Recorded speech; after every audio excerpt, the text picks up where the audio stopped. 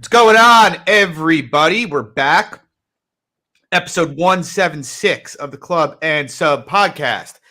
Tonight we're talking UFC 301. Quite the step down in terms of card caliber from UFC 300, the last pay-per-view we had. But it is a pay-per-view. There is a championship fight. It is in Rio. There are some cool spots here. So yeah, we'll hop into it. Before we do, guys, drop a like, subscribe. We'd really appreciate it. It would help us out a ton. And first things first, let's go over our results from last week. Mixed bag for me. I finished up 2.4 units, did pretty well live as well. I say it's a mixed bag because I ended up with 5 units on Jonathan Pierce. And, it didn't play out how I thought it would. It was still a close fight, but them's the breaks, as they say. I just read the grappling a bit wrong. Underestimated Onama's explosiveness. Just a shame, because if that had cashed, it would have been just like an epic night. But profit's profit. Rest of the card, I had 2 units, Alex Perez, plus 158. Fight kind of played how I thought. Perez just way more upside than what Nicolau had there. Had a unit on Austin Hubbard, plus 134. I'll say this about the decision, and I'll let you talk about it too, Legs, but I feel you could make a case for Hubbard winning rounds 2 and 3. I felt like there was a legitimate case to be made there.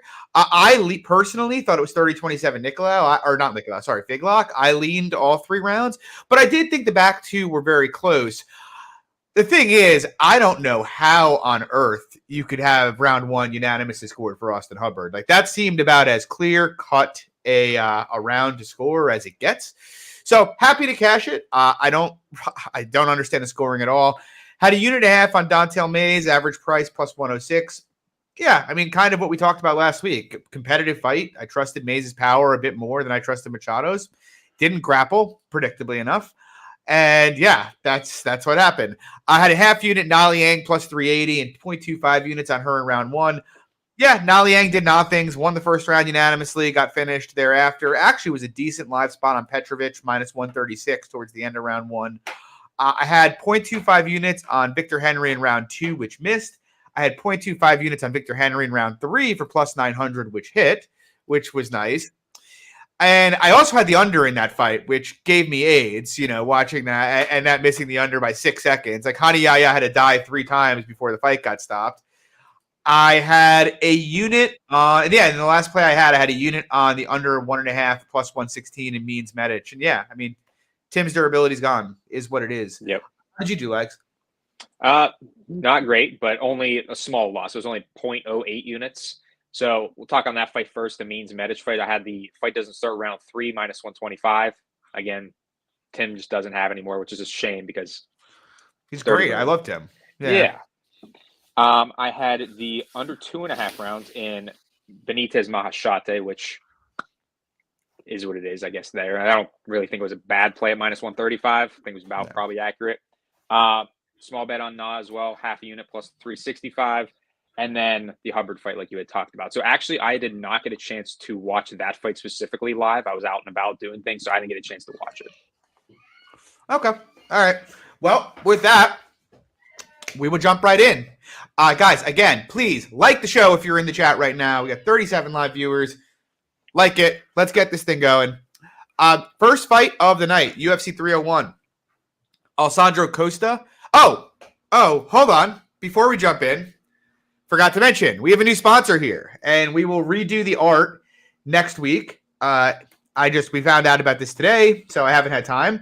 But the Club and Sub podcast is now brought to you by Fight Numbers. John Kelly's website. Great group of guys over there. You have our promo code for 30% off your first purchase there. Use the promo code CLUB, CLUB. And yeah, they're a great group of guys. John's running a tight ship. Great tools. Incredible live betting screen, which is basically fight odds or best fight odds, except live, showing you every book, domestic and international, which is awesome. Makes it a lot easier than having to have 7 tabs open to see what's showing what. Also have a great group of guys betting over there. They have Evan D., Pepe Sylvia, and Ozzy P., all good friends of ours. So, yeah, guys, check them out. Fight Numbers will be sponsoring the Club and Sub podcast from now on. Josh says they bring chat on yet. I think so, but I'm not entirely sure. I'm sure if they did, roasting me in the chat. But, yeah, guys. Anyway, Now we jump in. Alessandro Costa, Kevin Borges. First fight of the night. Current price, Costa minus 136. The comeback on Borges plus 116. Any strong feelings for your legs? Not a strong feeling, but this is going to be my first bet of the night. I'm going to have Boros at the plus 3.5 handicap when that opens on DK. It was around minus 145 last time I saw it on other books.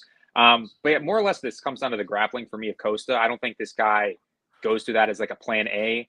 So I think this largely stays standing. I think Boros is the cleaner, crisper striker of the two. I think he's more durable as well. So yeah, I think it'll largely stay standing, and I favor Boros in that kind of fight. And I guess last thing real quick. I think Boros has more of the finishing equity, if anything, as well. It's an interesting fight to me, and it's kind of interesting because if you're betting Steve Erceg in the main event, you must rate Borjas considerably higher than, or not Borjas, sorry, Costa considerably higher than Borjas, given how his fight with Erceg played out. But I don't know. It's odd because I don't disagree with you. I think Borjas has more tools, manages distance better, throws his shots a lot straighter, bit faster, nasty low kicks. I think Costa might be a bit chinny. So I do edge Boros on the feet here. Like, I'd favor him if he plays outstanding. And I don't necessarily disagree with you that Costa is not the best grappler. I mean, he's okay. But my issue with Costa is not that he can't get grappling going here. I think he can. It's that he is too opportunistic. And by that, I mean, he's not really looking to control guys. He's kind of trying to jump on a sub. And, you know, that's kind of one of those things where you're jumping for an arm bar. If you don't get it, you're either going to find yourself on bottom or the guy's going to get up. And I just don't trust his jiu-jitsu that much. So I'm pretty skeptical of the price on the Costa side here. I haven't decided if I'm going to bet Boros or not, because I do think you have to consider that Costa's losses in the UFC so far are Amir Albazi and Steve Erceg, which are obviously both pretty good losses.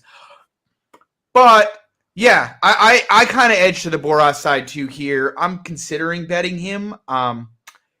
But it's a close fight, and I do think if anyone's going to grapple here, it's Costa. So I'm not really sure. Haven't decided what I'll do with it, but I'm going to pick Boros, and we'll see. We'll see if I end up getting to a bet or not. Moving on, we had a rebook here. This was booked, I think, in like November or December. We got Ishmael Bonefim taking on Vince from Hell Pichel. Current price, Bonefim minus 550. To come back on Pichel plus 400. I don't have a lot to say here. I mean, 5 years ago, I'd obviously bet Pichel plus 400 against Bonefim. I mean, Bonefim's fine. He's a good boxer. He's an okay grappler, decent guillotine, decent power, okay cardio. But Bonefim's not a guy that, like, I don't know. We talk about margins all the time on this show, and I feel like Bonefim is not a guy who's really going to run away on minutes from, like, many, like, good UFC fighters. And so, like, had I gotten Pichel, you know, when he was 36 or 37, I'd be really interested in this because, you know, Vince, very solid UFC lightweight. Not many guys should be like minus 500 against him, you know, when he was fighting closer to his prime. But Vince is 41 years old. He hasn't fought in 2 years, 2 years. I believe. Yeah, I believe now. It was April 9th last time out, so 2022.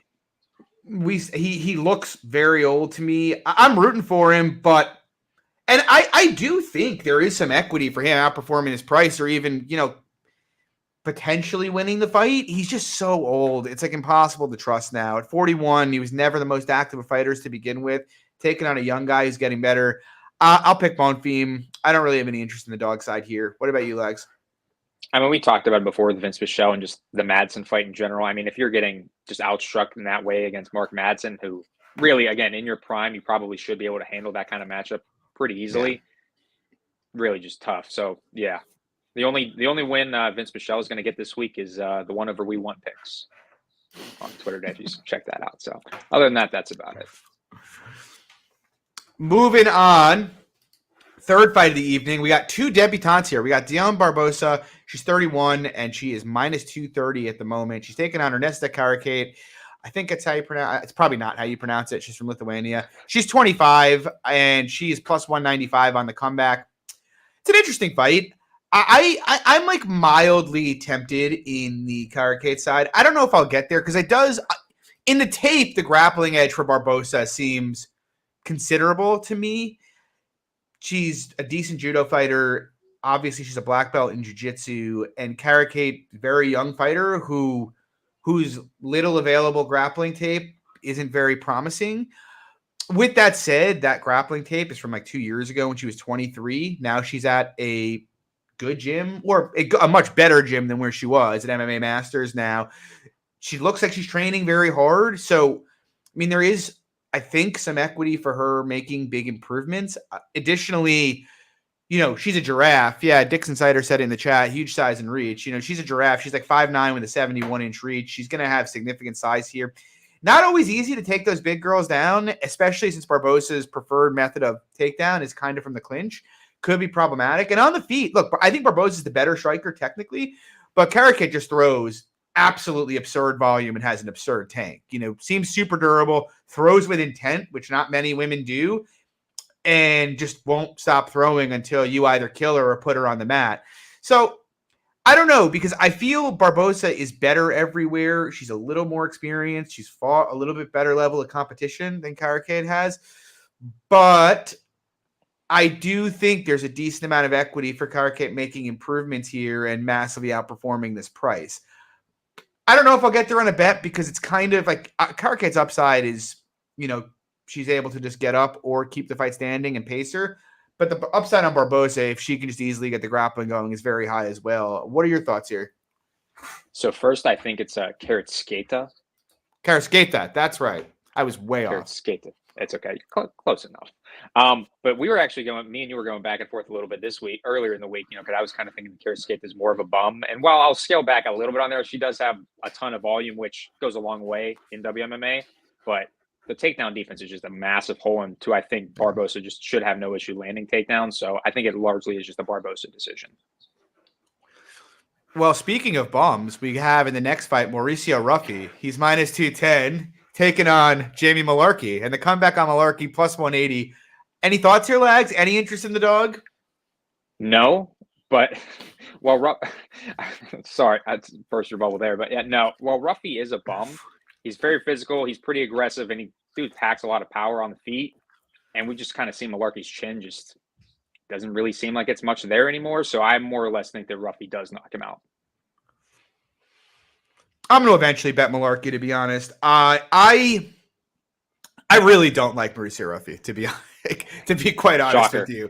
It's not even, obviously, look, I want to fade these contender series guys. I've made that pretty clear. They generally do tend to be overhyped. But that's not even why I don't like him. There's plenty of contender series guys I'll fade in their debut and bet down the road. I just don't, other than looking like Conor McGregor in his stance when he's striking, I don't see what this guy does well. Like, really at all?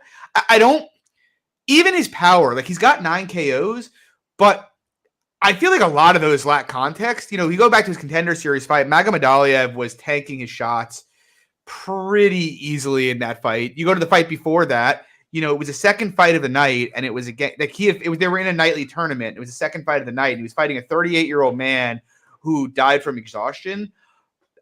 And most of the other guys he's KO'd are just bums. So I'll grant you he hits hard, but I feel the market thinks he's like this giant hitter. And I don't think the power is going to translate quite as well to the UFC, especially coming down in weight from 170 to 155 for this fight. Obviously, there's concerns on the Malarkey side of things here. The guy's been dropped 4 out of 6 fights. He got knocked out 2 fights in a row. His chin does seem like it's going. I'm not going to say it's not. But to me, when I look at the fight, I feel Ruffy has very little defense. Every guy that's gone forward on him has hit him at will. He doesn't seem super durable to me. I don't think he has very great cardio. He's pretty low volume. He's very, very easy to kick. And he's completely untested. Like the Magomedaliev fight in his last fight, if Magomedaliev doesn't death gas in the 3rd round of that fight, Ruffy never makes the UFC. He wasn't having much success in that fight at all prior to Magomedaliev slowing down. And now he's fighting Malarkey, who, Malarkey, his chin is deteriorating. I get it. But, I mean, the guy's a 500 UFC fighter with like 10 UFC fights. He's actually a year younger than Ruffy, believe it or not, despite having like double the experience. He's been in there with much, much tougher competition. I can see Ruffy knocking him out, obviously. I think that's kind of what the market is saying, is that Ruffy is going to knock him out here.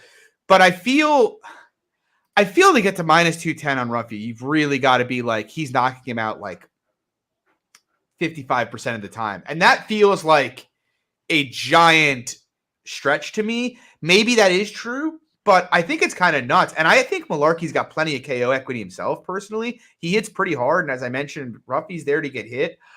Yeah, it's nerve-wracking. I can't go big on Malarkey because I do think the chin is declining, but I don't really see what people are seeing in Ruffy. I really don't. And I think Malarkey has a really decent chance to be competitive in the spot. So I'll eventually have a small bet on him. I'm going to wait where the price goes. It's been all Ruffy money so far, to Tristan's point.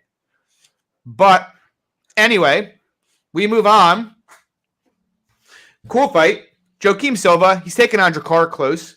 Current price on Klose is minus 177. The comeback on Silva is plus 152. It's kind of an odd fight because it seems everybody's betting Klose in this spot. And on the one hand, I kind of get it. I think Klose is a bit more of a reliable fighter than Silva is, a bit more durable, better cardio. Obviously, Klose is 8-2 in the UFC, and he's fought pretty good competition to boot. And Silva, on the other hand, he's slightly above 500, hasn't fought. I mean, he's fought some good guys, but he hasn't beaten many good guys, Joaquim Silva. He's a bit chinny. It's a bit gassy. I don't think he's the most technical in anything. But I have weird vibes about the fight because if you look at Drakkar Klose's career, I do think he's the better fighter than Silva. But other than Brandon Jenkins, who was just horrible, and wasn't a UFC caliber fighter, who has Drakkar Klose separated from ever? I can't. I'm going to pull up his Tapology right now, but off the top of my head, and when taping it, I noticed this too. But I mean, he's edged some real tight decisions. The Giagos fight, he was getting owned. He basically robbed Bobby Green. The Hoffa Garcia fight, he won, but again, that was relatively close. Yeah, closer than it should have been, given the skill gap between them. And that was, and if I'm not mistaken, that was a similar line, I think, to this fight.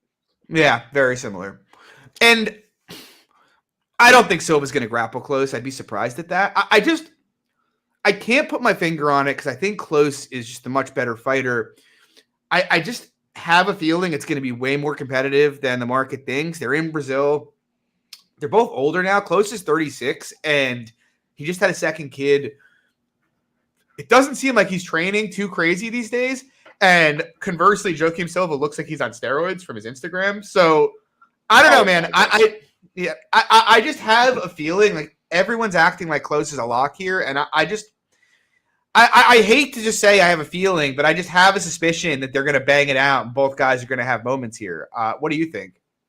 I don't disagree from that point at all. And that's why I was hoping there was going to be some Silva buyback, because I wouldn't mind playing close at like minus 150, because to me, Silva almost like falls in the category of like these last 3 wins for Klose. Like people might shit on Klose for having close fights. I mean, like you had mentioned, Klose has close fights, but like Silva to me isn't going to be in a close fight if this goes 15 minutes. Like to me, he almost needs that finish because I think Klose is so well-rounded.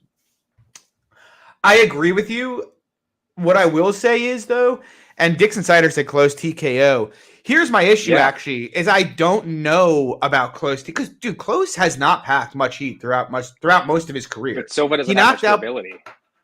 He doesn't. It's like a stoppable force meeting a movable object, Yes. But I do think Silva hits a lot harder than Klose is and is a lot more dynamic. Like, that's where I think Silva does have an edge, is athleticism and speed. And I kind of think Klose having that slam KO of Selecki and the KO against Jenkins has the market kind of miscoloring his actual finishing ability versus what is actually the truth historically. So it's tough to say, I think, with Silva. It is. They're both old too, so no interest for me. Moving on, I do have interest here, and I did make a bet here. I bet William Gomes at plus 135 for 2 units. I don't know if I'd bet him where it is now. Current price is Silva minus 122. Comeback on Gomes plus 102. I wouldn't bet him here, actually. I lined it about a pick 'em, but would it surprise me if Silva got cut after this L? Oh, a little bit. Isn't he coming off a win? His last fight, I think, was... No, Guida. last fight was Saryuki. Yeah, he beat... Oh, Guida, right. yeah. He's 2-1 in his last 3. Well, I was going to say, even if he was coming off of a loss, like the guy's was pretty much always in fun fights or like high energy fights. So yeah, keep him around. I doubt they'd cut him. They'll probably let him fight till however long he wants to fight. But yeah, I look at the Gomes Silva fight, and on the one hand, there's a part of me that's like that thinks maybe I'm making a mistake just because, and I'm sure you'll address this as well. But Gomes hasn't shown a ton of upside historically. Like, he's not a crazy finisher, and he can be a bit low volume at times. And he's taking on, an explosive guy who has been a finisher historically. And so that's kind of a scary dynamic to fade, the guy with much more finishing equity in theory. The other side of that is I really don't rate Silva very highly at all. I respect his physical attributes. He's fast, he's explosive, he hits hard.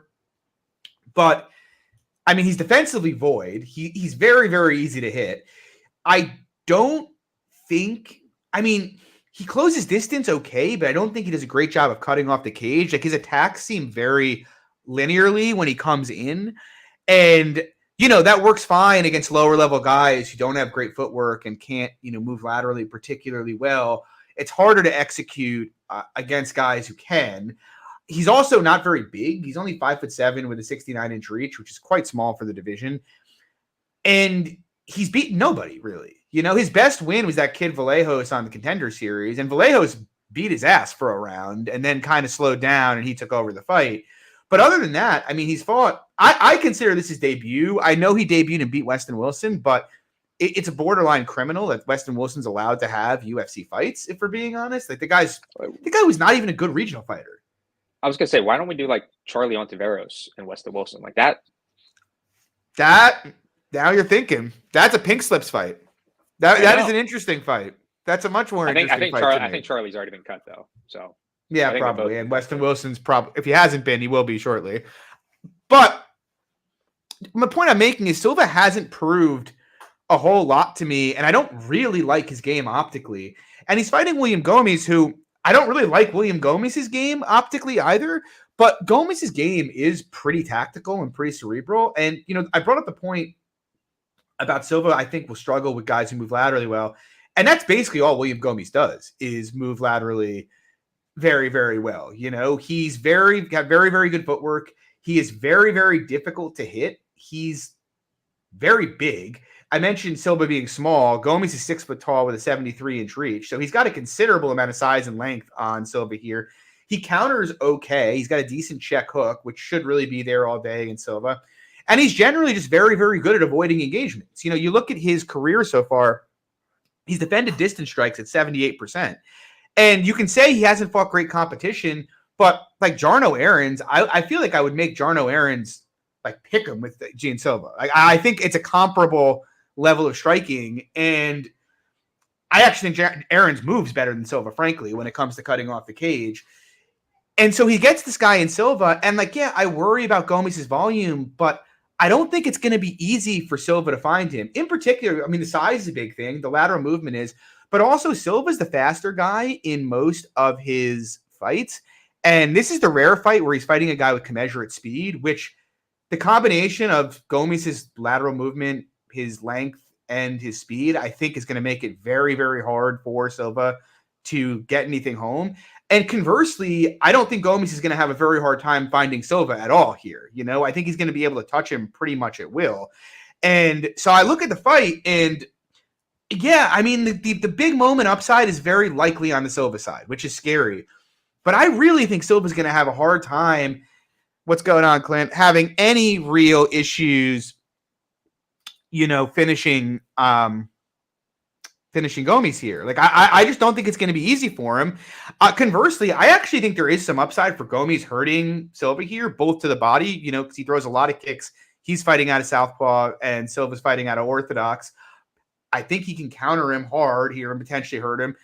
And I also think the southpaw aspect is pretty interesting too, because Silva hasn't really fought a mobile southpaw before. So, yeah, when you factor all that in and then factor in that, Gomes is way more experienced and he's fought way better competition, I have to kind of lean to the Gomes side here. So I bet him. Like, what do you think? Am I crazy? No, I don't think you're crazy. I was actually going to interrupt you a little bit. But I was going to let you finish there. But this reminds me a little bit of the last fight we talked about with Silva and Close, where it's like Close on one hand doesn't really separate, but to the same degree, I feel like it probably like it's a perfect mold for for Close and for Gomes in this fight. Like I feel like Silva fights directly into what Gomes is trying to do. Silva to me just seems more of like a showman, and he needs to be more of that aggressive front forward type of guy to catch a guy like Gomes with his lateral movement. I was actually leaning more so of an over in this fight, but it got steamed. I was looking at it like minus 140. It's like minus 165, minus 170. Now I wouldn't touch it there, but I largely just think it goes the distance. Do you know what split is? Dix Insider asked, ends in split or no? I don't even know if those props are. I mean, if it's if it's higher than like plus 500, it's not a terrible look. I mean, Silva does, or Gomes does like tend 350 to. though. That's my guess. I 500 or better is probably not bad because Gomes is a weasel and he does tend to go to very, very competitive decisions. And it's not like the most passionate take I've ever had either. Like everybody's saying there's more upside on the Silva side. I don't really disagree with it. I just think he's kind of outskilled here personally, but it's plus 350. Yeah, fuck that. No way. No interest in that. Moving on though. Very cool fight. Mick to Bick Oralbay is making his second fight. This one he has a full camp for, and he's taking on Elvis Brener. Current price, Oralbay minus 250. The comeback on Brener, plus 210. There's been some interesting line movement here all week. It's been bouncing back and forth. Oralbay got up to minus 300 at one point. Now he's back down to minus 250. What do you think here, Legs? Is Brener live, or is Oralbay just going to dumpster him? I think Oralbay dumpsters him personally. Like, I think Brener is more of a guard player. I think honestly, on the feet, I think Oralbay is more of a dangerous striker. Like Brener to me just seems very wild. He does have some power, don't get me wrong, but like just seems more wild than anything else. But I think the takedowns are really the big thing here. I think Oralbay is going to go to them nonstop. I like his pace and pressure in the grappling. He probably finds a finish, honestly, in my opinion, like late round 3. Could see it, but I just see a dominant win here. I'm inclined to agree. I actually kind of like it to go over just because I don't think he's going to sub Brener. And I do think, Brenner's obviously a pretty tough guy. But it is weird because there's a part of me that wants to bet Brener because I do think, Oralbay is almost getting like the Dagestani treatment right now for beating Uros Medic, which doesn't really tell me terribly much about him. And he's moving down in weight to 55 here. But his tape does look good. I can't deny it. He does look like a very good wrestler with a very heavy top game. And he's got, more importantly, I'd argue, it seems like he's got excellent cardio, which if you can implement that game plan and do it for 15 minutes, it's kind of a cheat code. Brener, on the other hand, he's kind of just a classic, jiu-jitsu generalist from that camp, from the Diego Lima camp. He packs an okay punch. He's got okay output, but the guy's got no defense at all. I actually think he's got okay takedown defense. It's not bad, but I don't think it's good enough to keep this on the feet. And he strikes me as a guard player, and I don't really think that's going to work out too well for the Brener side here. But yeah, I don't know. I think minus 250 is fine. If anything, maybe it could even be a bit wider. I guess the big question will be, can Brener play jiu-jitsu and catch him in something there? Because I don't think so. I'm inclined to think no, but he is the highest level jiu-jitsu player that Oralbay's fought. But even so, I don't think Brener is like a very dangerous jiu-jitsu player. So, yeah, Oralbay should roll. Moving on, Yasmin Lucindo coming back to the cage. She is minus 450, taking on Karolina Kowalkiewicz. Come back on her, plus 350. What are your thoughts here, Danny? Not many thoughts. I think Lucindo probably rolls here, probably does finish her, but the prices are not very good at all. So just a pass for me overall.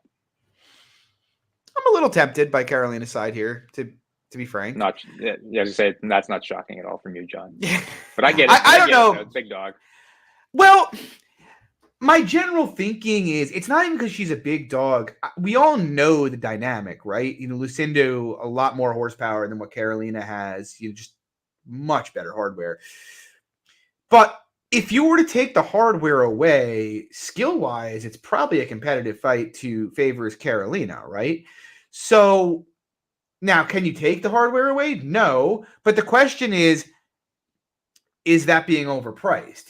That is really the question you have to ask yourself. Like, I struggle to see a fight where Lucindo looks past her line here, where she's, more than minus 450. Whereas conversely, I could imagine a fight where Carolina outvolumes her and she kind of struggles with takedowns from the clinch and gets eaten up by knees and elbows in there. And this line ends up looking totally crazy. If Carolina wasn't 39, I'd be a lot more interested in it. What bothers me is it's like Carolina's on a winning streak, fighting pretty much the dregs of the division, and now she's kind of stepping back up to take on a much, much more physical woman who's not even in her prime yet, but who's obviously getting better fight to fight. I probably won't bet Carolina because I do think Lucindo minus 300-ish is probably about right. She's got more grappling upside. She's got pretty much all the finishing equity in this fight. But I do kind of think the line is a bit wide. If it turns out they strike for 15 minutes, it's probably going to be competitive. So I don't know. If Carolina got to like plus 450, I might like poker tiny. But yeah, I mean, I'm picking Lucindo, obviously. But I do think it's getting to the point with Lucindo now, though, where the lines are getting egregious. Like, she's a bigger favorite against KK than she was against Brogan Walker or Polyana Viana, which seems offensive, to be honest. So, but we move on.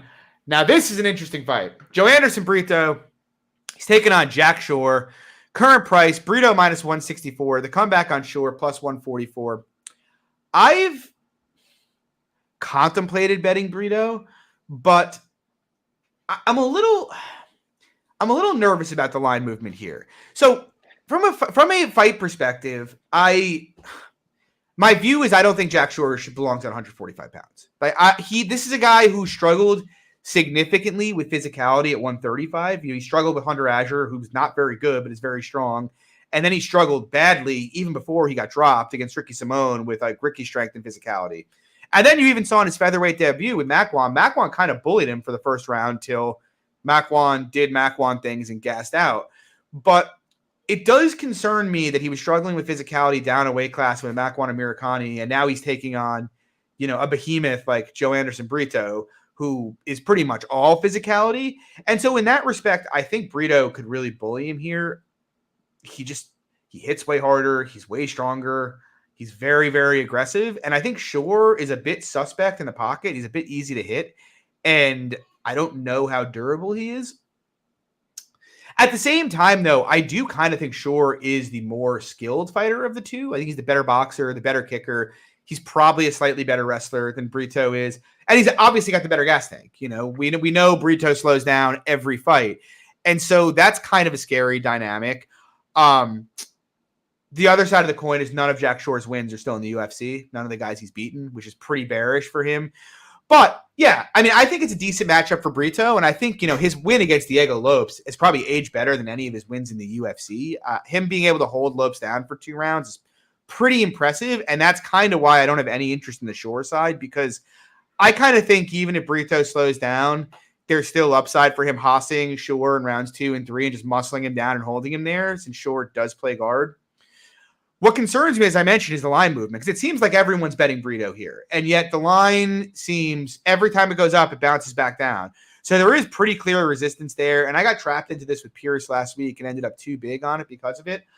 I do lean the Brito side. I just think he's got way better hardware, way more finishing upside, and more, just long control upside. I haven't decided if I'm going to bet him yet, though. I'm considering it, but I'm curious. What do you think here? Similar thoughts as you, and I played Brito to win 1.5 units. Like, to me, it comes down to the grappling of Shore. And I think, if anything, it would be predicated on, like, in the latter half of the fight when Brito does slow down. But I just don't think he has a ton of success in that realm in this spot. I think the physicality is way too big of a difference. I think the finishing upside, like you mentioned, for Brito's just massively scaled in his favor. I think it's a good spot. I'm not really worried about the line movement myself. Fair enough. Moving on. We got another one of the fighting nerds fighting here. We got the captain, Kyle Baho. He's taking on the Bear Jew, Paul Craig. Current price, Baho minus 625. Jesus Christ. Come back on Craig, plus 450. What do you think, Danny? Well, off the top there, it's tough to really like get behind that. Like, how is he going to look past the minus 625 on the spot? But captain of the Fighting Nerds, this guy's going to have a smart game plan, and that would be to not wrestle Paul Craig, in my opinion. I think just keep this standing, play his karate game on the outside, and I think he touches Craig up with ease on the feet. If he does like pursue the grappling, I think he can take him down and hold him down pretty easily. Honestly, I just don't love optically Brito, Kaio sometimes. He just reacts weird to shots. He's fairly low volume on the feet as well. So I'd like him to up the volume a bit on the feet, but I think he's probably going to approach this very smart. Yeah, Dixon saying Kaio guaranteed a KO. Unfortunately, his KO line's like plus 250. Like not something I really have much interest in. I do not like Kaio generally. I feel I don't want to say he's a fraud. I don't think he's a fraud, but I do think he's a bit overhyped. If you look at his career so far, his best wins are Muradov, who can't grapple really well, and that was a sketchy fight. Very close fight. Yeah, very sketchy fight. I mean, Mikhail, who can't grapple at all, you know, and Abus, who's terrible, but somehow, you mentioned it, he doesn't do enough. That ended up being a close decision, even though Abus was like dead gassed for the last 7 minutes of that fight. And I watch Kaio, and I'm like, man, this guy, he is going to lose a fight he shouldn't lose in the very, very near future, just on, you know, kind of being lazy in grappling transitions and just not doing enough on the feet.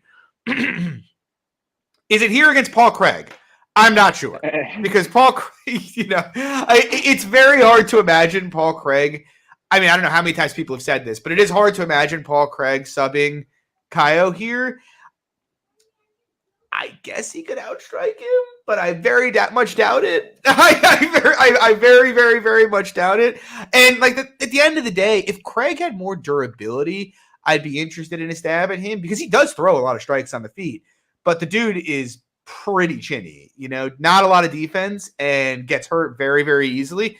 And Kaio, for as many issues as I have with him, he is a pretty sharp counter striker. So he shouldn't have too many issues here. If he wants to take Craig down and control him, he probably can do that. If he wants to stand, he can probably do that. He should be able to dictate what happens in this fight. So, I mean, minus 600 might be a little wide, but I have no temptation on the Bear Jew at plus 425. Paul Craig said he's the perfect game plan. I think the perfect game plan should be get the fuck out of there as soon as possible and take no damage. But I also said, and we both said this, I thought Andre Muniz had every tool he needed to handle Paul Craig, and we saw how that went. Too. Paul Craig is a wizard. He is. But now, a little hindsight here, to be fair, but Muniz cardio is fucking trash. Like, rewatching that fight this week was just absolutely just awful. This was an awful performance from him in general, and I just really going to lower my stocks on him in the future. Yeah, I mean, I agree. It was a horrendous performance. But nonetheless, you know, Paul Craig does tend to make things happen. Yes, sir. Moving on. Michel Pereira. He is taking on Ihor Potieria. He is minus 650. One of three minus 600 favorites on the main card here. The comeback on Ihor is plus 425 or plus 475. I mean, Pereira should kill him, but plus 475 on a swinger like Ihor early seems pretty stupid in my opinion. Like on the bigger guy who is aggressive and goes for the kill. I do think Potieria is going to get killed here. And I don't really want to bet him, and I probably won't because it is, I mean, Pereira is so much better than him. But yeah, I don't know. I mean, what's Potieria round one? I'm kind of curious like, what his round one finish is here. Potieria round one is plus 800. That's gross. What's a round one KO? It's probably shit. It probably is, but round one KO for Potieria is 1100. That's a little bit better. It's probably how he wins, you know, if he wins. But I'm not going to bet him, I don't think. Pereira should handle business. I do think the line is just nuts given, you know, Pereira's own tank and the fact that, you know, Pereira's been finished regionally before and Potieria is a decent hitter. So what I do kind of like, I liked it at an earlier number, but I might still play it. I kind of like the under 1.5. Potieria is aggressive and won't fuck off. And Pereira is a good counter striker. I don't like juice on under 1.5, but I also think I mean, you go look Peteria's last fight against Berchek, the under 1.5 was minus 275. Now he's fighting a way better, way sharper opponent who's way more dangerous, and it's $1 less. That doesn't really make much sense to me. But yeah, I think Pereira knocks him out early. What are your thoughts? I mean, just how Pereira fights, it's tough to ever get behind a massive chalk. Like he's not going out there and grappling. He's largely just getting in dick swing contest. So yeah, I mean, I'm inclined to agree with you as well. I would lean the under 1.5. If anything, he probably does kill him, but no interest in this fight. Moving on, we got the feature bout. Anthony Smith, he's coming in there and being fed to Vitor Petrino. Current price on Petrino minus 600. The comeback on Smith plus 425. What are your thoughts here, Lags? Does Lionheart have one more left in him? No, I don't think he does, but I hope we see the return of the Mac walkout intro, because he got rid of that last couple fights, killing the vibe. Not great. But what I will say is, though, I mean, yeah, Petrino does. I mean, this is a pretty easy setup for him, in my opinion. I don't think he's going to finish Smith, though. I think I would be more inclined to this to go over, but I'm probably going to pass on that as well. My issue with him, with Petrino, similar to Kaio, is just fairly low volume on the feet. Like, the guy has a ton of horsepower, but there's a lot of lulls in the striking. I might eventually bet Anthony Smith. Honestly, I know I said never again, and he's washed, and he is that. But I mean, 3 fights ago, John. Dude, he is a company man. Vitor Petrino was pick'em 3 fights ago, though, with the Pleasure Man, and he looked pick'em, by the way, in that fight. And now he's minus 600 against Anthony Smith. Now, granted, I think there are some good stylistics for Petrino here. Obviously, he should be able to wrestle Smith and get him down. But, I mean, Petrino hasn't really fought anybody or wrestled anybody that does jiu-jitsu in the past. And Smith is a black belt. He does have some dangerous subs off bottom. I don't think it's going to be as straightforward for Petrino in terms of taking him down and controlling him as the market thinks it'll be. I think Smith could prove to be a bit I don't know about problematic, but I think he could bug Petrino on the ground. And if Petrino stands with him at all, Smith's durability might be going, but he is the better striker for sure than Petrino. He's a much more technical striker. He's the better boxer. He's the much better kicker of the two. I could see his calf kicks giving Petrino a really, really hard time. And I mean, let's just be honest for a second here. Like, Vitor Petrino, his UFC run right now is last fight was Tyson Pedro, Modestas Piskauskas, Marcin Prokhnio, Anton Turkalj. He is a bigger favorite by a lot against Anthony Smith than he was against those guys. That makes, I understand Smith's at the end, but that makes very little sense to me here. And I still think Petrino is a knockout waiting to happen on the feet. This guy stops shots with his face, and, Smith can crack a bit. So, I mean, look, Smith's been in big spots before. He's been on main cards of pay-per-views before. He's knocked guys out before. You know what you're going to get from Anthony Smith, and I do think Petrino has the tools to be a big favorite here, and he probably looks it if he wins. But, yeah, and Dixon says this reeks of GTD. I'm inclined to agree, man. I really think if Petrino wins, it's most likely going the distance. I'm probably going to bet some of that. I'm kind of annoyed the over is not 2.5. It's like 1.5 minus 200, which is kind of annoying. Yeah. But yeah, I think Smith could give him some problems here. I'm honestly tempted to ride Lionheart one last time to glory here. So we'll see. Moving on. Co-main event of the evening. The King of Rio coming out of retirement for one night only to fight Jonathan Martinez. The current price, Jonathan Martinez minus 152. The comeback on Jose Aldo plus 132. What do you think, Lags? Is there one more upset in the tank for the King of Rio? I mean, I'm definitely betting Aldo. I already did bet Aldo plus 130 for a small play plus 130. I mean, right off the top, if I'm going to bet Aldo in a closely lined fight against Cheeto, I'm going to bet Aldo in a closely lined fight against Jonathan Martinez. Because to me, I think Jonathan Martinez's hands, I just don't rate them that much. I think this guy is a fairly one-dimensional fighter with his leg kicks now. Don't get me wrong. He's very elite with that. But he's fighting a guy who has checked leg kicks, I mean, phenomenally throughout his entire career. I think the guy's a better boxer. I think, not to put this, short and sweet, but if Aldo's not washed, I think it's a pretty competitive fight down the stretch. So give me the plus 130 dog. Yeah, I have 2 units on Aldo plus 140. Obviously, I think the biggest concern here and the biggest question in this entire fight is really how washed is Jose Aldo? Because like that's really what it comes down to for me. Because stylistically, it's a dream. You know, you look at this fight and the UFC, I'll tell you what, they did use Aldo to kind of get Merab ahead in his last fight. But the UFC isn't putting Aldo on a co-main to lose to Jonathan fucking Martinez, man. Like, this is In not, Brazil. they're not. We got to add that. They had that part at the end. They're not like, oh, Jonathan Martinez, future title hopeful. We're going to bring him in to beat Jose Aldo in a co-main in Brazil. If anything, it's like, we need a co-main event. We're going to call Jose Aldo. Who's the best possible matchup we can give Jose Aldo that wouldn't be disrespectful? It's Jonathan Martinez. As you mentioned, it is a great kicker taking on the hardest guy to kick in the history of the UFC in Jose Aldo. As you mentioned, you know, the leg kicks, Aldo tends to check them. Now, a bit different out of the with the orthodox southpaw, but I think he'll do fine dealing with them. You know, he tends to crush space when guys try to kick him. And inside in the pocket, man, Aldo is way, way, way better. I think Martinez is a bit chinny, frankly, and Aldo still throws some heat. You know, all the questions around this fight are how's Aldo after almost 2 years off. But he has boxed 3 times in the last 2 years. He is in pretty good shape. He looks like he might be on steroids right now, to be frank. And Jose Aldo's got a lot of pride, man. The guy's not showing up to take an L here in Rio. So, yeah, I mean, stylistically, it favors him tremendously. Obviously, I'm worried about the age. What I'm more worried about is I'm more worried about his last fight against Merab, because Merab wasn't able to get him down. But he basically just gassed out off of clinch grappling, which kind of concerns me and makes me think he could gas out even at a fairly tepid pace in this fight and just lose down the stretch to Martinez.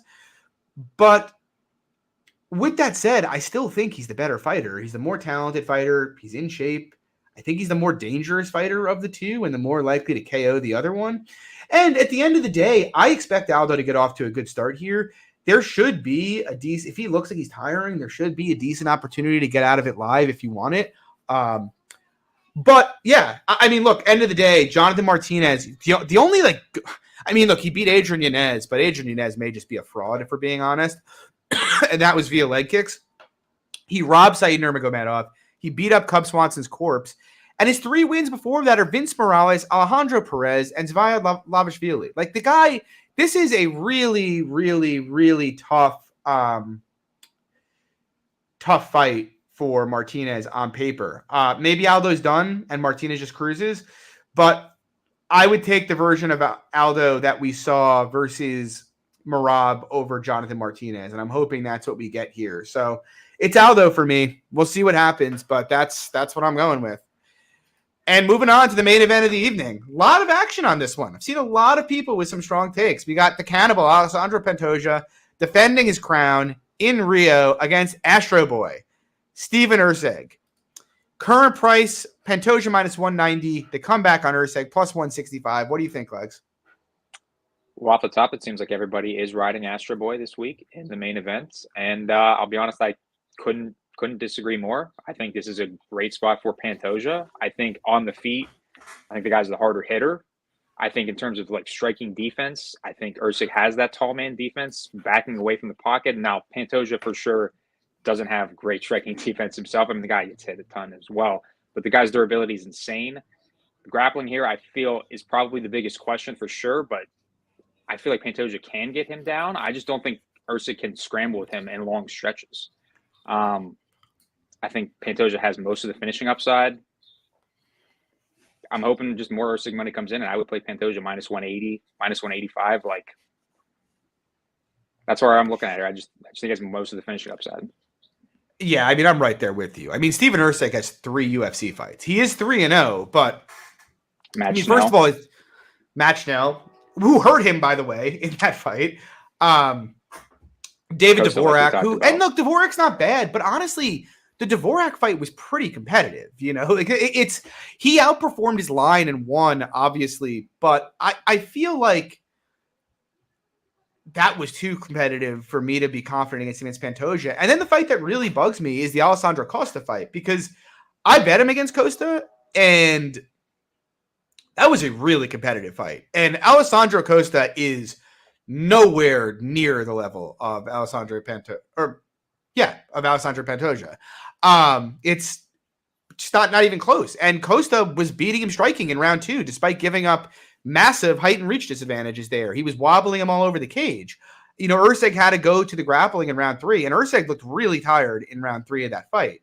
And so now he's taking on Pantoja. And I mean, on paper, I do think Erceg is a bit of a better boxer than Pantoja is, like purely technically, straighter shots, throws hard. He's pretty fast and he's a bit longer. But I don't think Pantoja is going to ever fight at the range that Erceg wants to fight at, even standing. Pantoja is going to march forward into the pockets and fire away. And that scares me for Erceg, because as you mentioned, he does have tall man's defense. I don't think he's super durable. I don't want to say he's fragile, but I've seen the guy get hurt regionally a few times. I've seen him now get hurt multiple times in the UFC. And now he's fighting the biggest hitter he's ever faced in Pantoja, and another guy who historically is very durable himself. Like, don't get me wrong, Pantoja's been hit enough at this point that his durability cracking wouldn't be the most shocking outcome ever. But based on what we've seen to date, if he rocks up with the same durability he normally has, I mean, he can basically exchange at will with Erceg without really much fear of what's coming back at him, whereas I don't think Erceg can do the same. Now, if I bet Pantoja, do I want him doing that? Of course not. And to your point, though, I think Pantoja's got a pretty big grappling edge here. I really do. I don't think Erceg's a great wrestler. Costa was able to get on top of him a few times in that fight, and while Pantoja isn't a quote-unquote elite wrestler, he is elite at setting up his shots and getting to places that make it easy to get takedowns. He's just very good at putting stuff in front of his shots and just, throwing people off and using, misdirection and timing. And on top, I just, maybe Erceg can scramble it off and fend it off all fight and keep it up and brawl with him. I'm a bit skeptical, though. I don't think it's going to be easy. And obviously, once Pantoja, if he gets a body triangle in, that's pretty much around or the fight. And I also think as the fight goes on, look, Pantoja gets tired. We all know that. But Pantoja's shown us over and over and over again that he does a very good job of fighting through fatigue. The guy's won 2 5-round decisions in a row, has dug deep and won round 5 in each of those fights. Whereas Erceg looked like he was slowing down against Costa, I thought. I am not totally sold on his cardio. And I at least know that Pantoja can fight through cardio death, whereas I don't know that about Erceg. So yeah, I think the fight stylistically favors Pantoja quite a bit. And even like zooming out more macro, like I mentioned, Erceg's got 3 UFC fights, man. I tweeted this out the other day, but like Erceg's opponents in the UFC, their total UFC records are 10-11. Pantoja's opponents in the UFC's total UFC records are 85-58. Like they're just not fighting the same caliber of people. It's not even close. You have to project a degree of a significant amount of regression from what you've seen from Erceg taking this kind of a step up. And I'd expect Pantoja, conversely, to kind of outperform his recent performances to some degree, taking this kind of a step down. Now, I don't expect him to ragdoll Erceg as similarly as he did to Royval, just because Royval is very, very easy to put on the mat. I think we both bet him there. It's just a very, very easy fight for Pantoja. But I don't think he's going to get as much resistance as he got from, say, Brandon Moreno. I don't think there's any reason to think Erceg can scramble like Moreno can. The biggest bear case against Pantoja is just the size and the fact that he's 34, which isn't young. Yeah.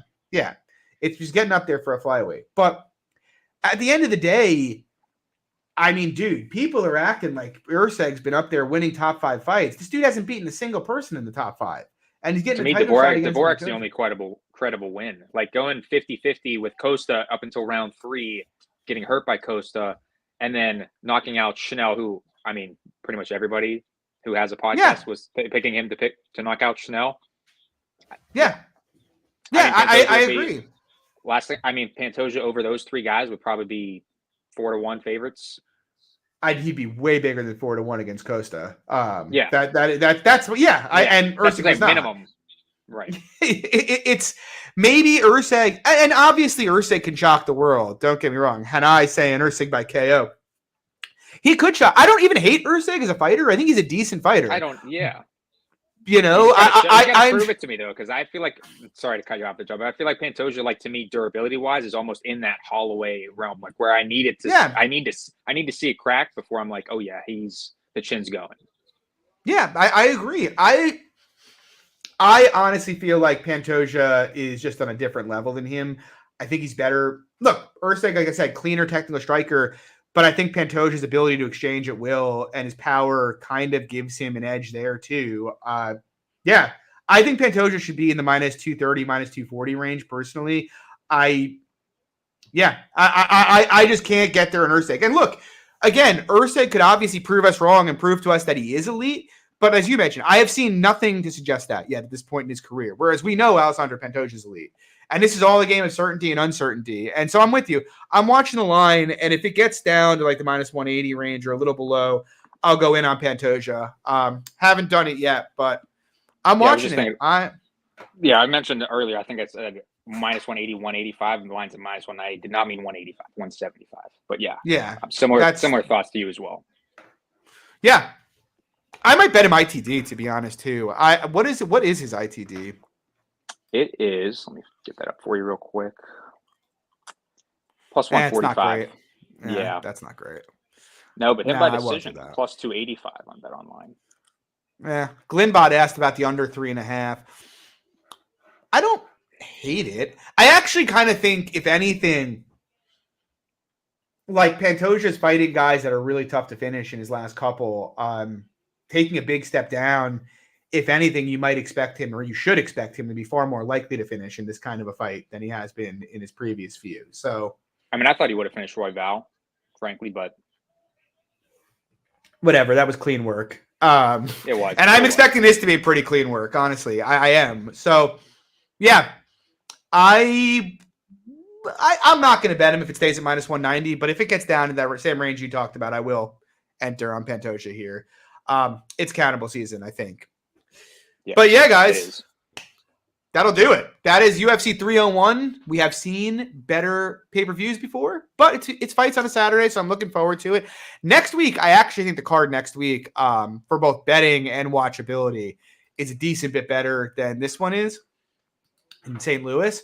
So I'm excited to talk about that. And yeah, guys, please, if you're in the channel, drop a like and subscribe. Help us out. We'd appreciate it. Hope you guys enjoyed the show. You can follow me on Twitter, John at MMA Fox, Lags at Danny_Lags. And we'll be back same time next week, 7 p.m. Eastern, breaking down fights. Good luck on your bets this weekend. Peace.